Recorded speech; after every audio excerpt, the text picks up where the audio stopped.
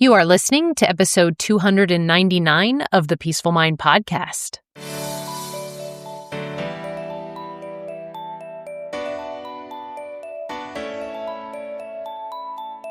Welcome to the Peaceful Mind podcast, a place for creating the peace of mind you need to be the best mom you are created by God to be. If you want to bring more balance, more joy, and more peace to your motherhood, this is the place for you. I'm your host, certified life coach and Catholic mom, Danielle Tino. In the name of the Father, of the Son, and of the Holy Spirit, let's get started. Hello, beautiful mamas. Welcome back to the podcast. I'm so glad you are here on episode 299. We're almost there, everyone, almost to that 300th episode. I'm excited what I have for you next week, so definitely circle back around then. But today, we are going to be talking about how to be still and know God. You've probably heard that verse before, yes? Maybe seen it stitched on a pillow or written in beautiful script on a wall hanging. But if you're anything like I used to be, you might feel a little guilty when you read it. And that's what I want today. I want us to unpack that together. I want you to know the truth behind be still and know, right? This verse, it comes from the Psalms, Psalms 46:10. Be still and know that I am God. It's just 8 words. And yet, they, for some of us, can hold so much weight. But here's the truth, Mama. Many of us read those words and immediately feel less than. Maybe we feel guilty. Maybe we feel unworthy. Maybe we feel unqualified. You might think something like, how can I be still when there's always someone who needs me or something to be done? How am I supposed to know God when my days are filled with carpool lines, soccer cleats, work meetings, laundry piles, all the things, right? I get it.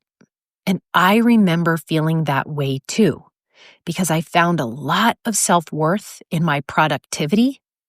And I had this story that I thought helped me, even though my current self today knows it didn't, that it was great to be busy and on the go all the time, and I'm doing so many good things, right? But I also had a deeper desire to know God, to really know Him, and to follow out what my faith principles say, which is, quiet time and solitude and prayerful, and to enough time to actually be still and silent so I could listen to Him, right? And then I thought, well, I guess I can't because I'm never still, right? But I want to shift this perspective for you all because I remember the kind of heaviness I felt when I saw it. And so I'm thinking some of you might not have peace because maybe you hear that verse and think that I don't have time to be still. But I wanted to offer a different way to look at it because being still doesn't have to mean sitting in silence for hours with your hands folded in perfect prayer. What I want to open you up to today so that you could have more peace around it is that perhaps it means just quieting the noise inside. It could mean noticing the pace your heart is racing at and then choosing to slow it down. It might mean pausing long enough to remember you're not running this race alone, that God is already with you. And stillness is not like an absence of movement. It's literally what I have come to interpret this verse. It's more of a presence of awareness. Because in the work I do as a life coach, we cannot have the change we want. We cannot have a new result that we might desire without first becoming aware of it in our minds. And so if you are someone who is literally like, I want more stillness because this verse is saying, with more stillness, you will come to know more of God. And if that result sounds like something amazing for you, then let's change how we're thinking about this stillness. Again, maybe right now we're thinking of it as an absence of movement. And I would like to bring up that more peace of mind you will have if you think about it as a presence of awareness. It's just like intentionally tuning in, even if only for a moment, to remember who's really in control. And I want you to know when you do that, when you literally send any kind of, it doesn't matter how fast it would be, any kind of awareness of stillness in that you are calming your inside, slowing down your heart, maybe writing out what's all like swirling in your mind, doing a little pause, reevaluating. Like these are stillness. This is stillness. Okay. So let's talk about why this would matter, right? Maybe not even just for you, but for your children as well. And this is what I know. A lot of us have these wants for our children, right? We want them to handle struggle better. We want them to bounce back from disappointment more quickly. We want them to regulate their emotions, like it not to be such this huge roller coaster. We want them to own their God-given power and gifts. We would love for our kids to be grounded and happy, even in this noisy, chaotic world, or if something, negative happens in their life. Well, then you must be the model of those things first. We simply cannot give what we do not have. So if you are running on fumes, if you're overwhelmed, if you're constantly reacting, if you're never pausing to breathe, how can you expect your children to learn in another way as well? But when you learn to be still internally, again, like my cyclone metaphor talks about, like we're always going to have this swirl going around. That's never going to be still. But there is a way for you to get into the calm of the storm, where your power lies, your internal peace. That is what we are looking to be still. We want to show our children what it looks like to anchor ourselves in that calm place. We want to show them how to turn toward God when things feel hard. We want to show them how to sit with discomfort instead of panicking. And guess what? That kind of emotional maturity is life-changing. And so I'm always offering that. It's so ironic, right? That moms want all these things for our kids, but we might not even know how to do them ourselves. And that's what I want you to concentrate on today. What would it look like if I was having the result of being more still in my life? And again, I think we have to take that definition of still and kind of broaden it. That's what I'm hoping to help you do right now.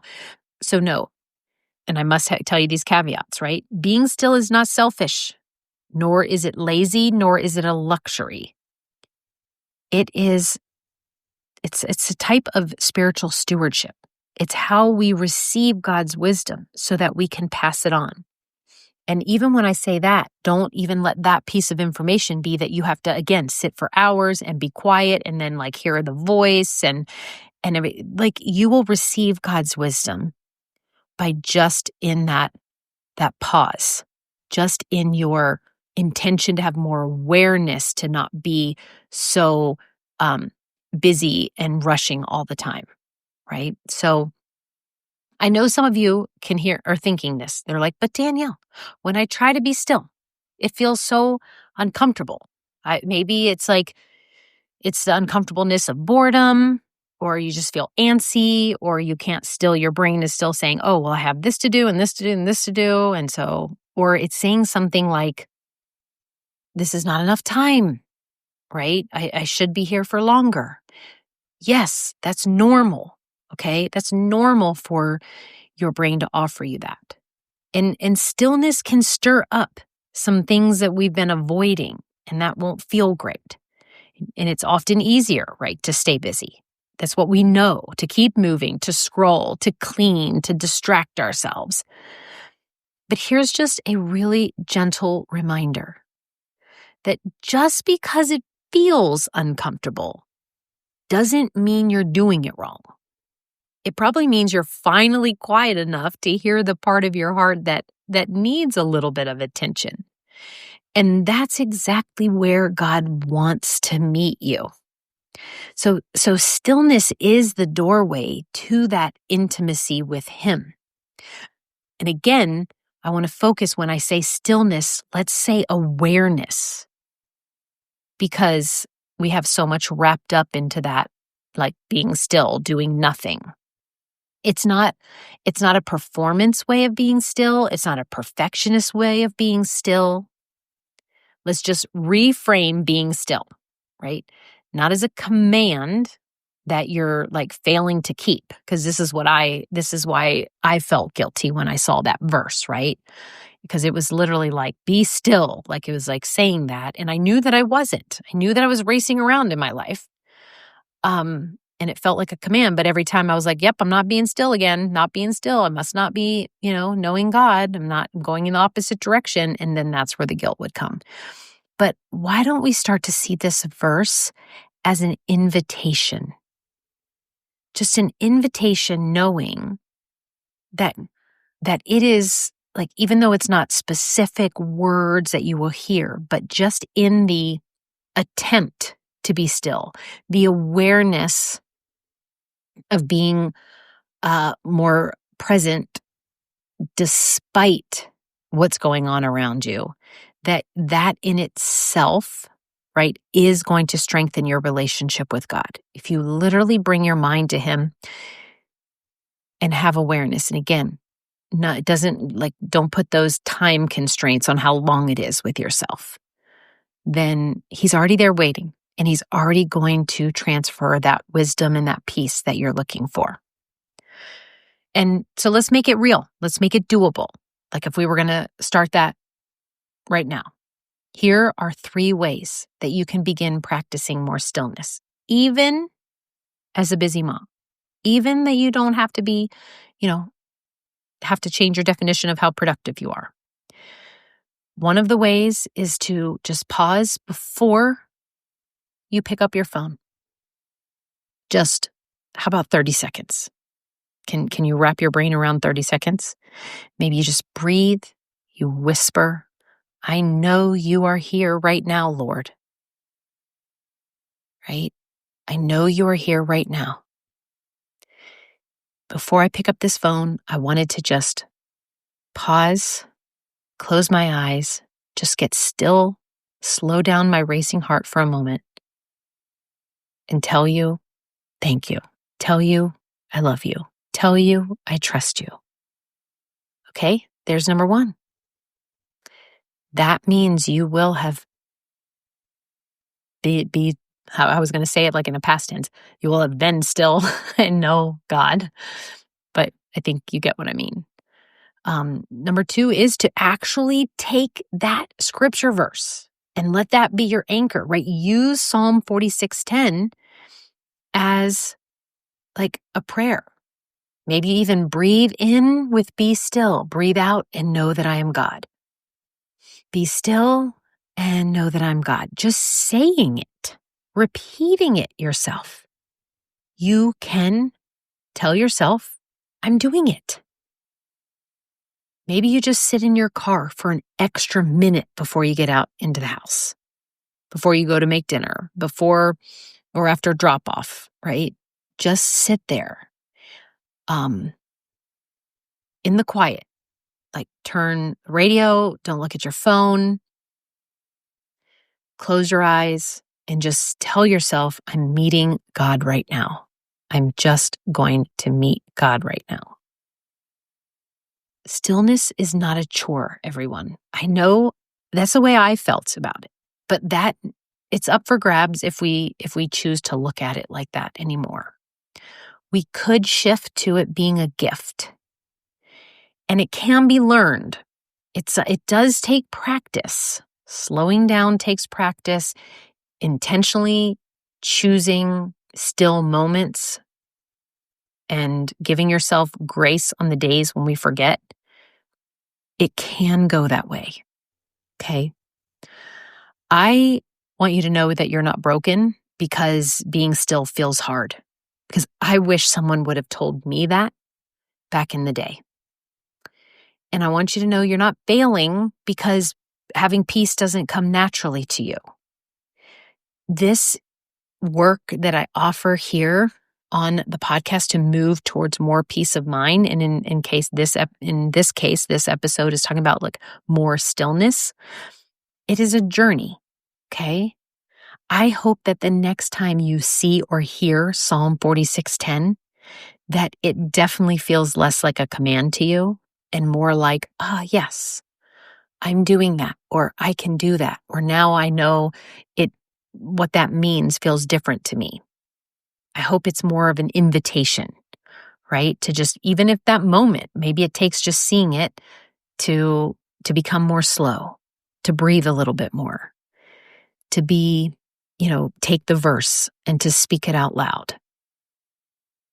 So I hope that you have a little bit more understanding of what it means to be still and to know God, but especially that I hope I unpacked if any of you were similar. It's kind of where the idea came from, similar to me, where you are just busy and productive and go, go, go, and so much going on, and your swirl is spinning really fast, and you see that verse and there's this pang of guilt, and you're thinking, I'm not being still. And then that made you feel bad. I hope that this episode helps you release some of that. And then again, this week, if you want to practice so that at the end of the week, you could be like, yeah, a couple times I was still and I knew God, then that is that breathing, whispering, I know you're here, Lord, repeating the verse, or just finding 1 minute in your week in these extra moments to meet God there in the quiet, in the stillness. Okay, everyone, that's what I have for you today. I am so excited for you to come back next week for the 300th episode. And if today's episode resonated with you, or if you found yourself being like me, struggled with that verse, I'd love to hear if this episode was any help for you. Definitely can email me at danielle@daniellethienel.com. This is open to anyone at any time. It is me who's answering those emails. And like always, I just want to give a big thanks for being here today, for sharing the podcast, and for continuing to be with me on this journey of having more peace of mind in our motherhoods. All right, everyone. I love you all so much. I will see you again next week. And until then, may peace be with you always. Thank you so much for tuning in to today's episode of the Peaceful Mind podcast. If you found value in today's episode, I'd be so grateful if you could subscribe and leave a review. It not only supports the podcast, but ensures you don't miss out on future episodes packed with insights and tools to create peace of mind in your busy mom life. And if you're of the Catholic faith like me, or any Christian mom seeking to feel better in any area of your life and to show up more calm, connected, and confident, I can help. Become an empowered mom who knows how to bring about the changes you desire, no matter the circumstances. Whether you need one-on-one guidance to get there, prefer a group coaching program with like-minded women, or a self-study course, I've got you covered. Explore my private one-on-one packages, join my Busy to Balance group life coaching program, or delve into my signature course, Divine Time. To find out which path is right for you, let's meet and see what's the best fit. Schedule a free call with me at daniellethienel.com, or send me a direct message on Facebook or Instagram at Danielle Tienel Coaching.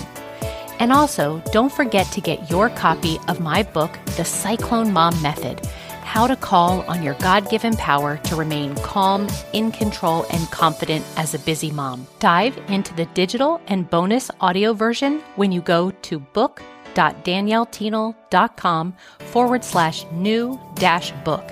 You'll find all the details in the show notes too. Until next time, peace be with you always.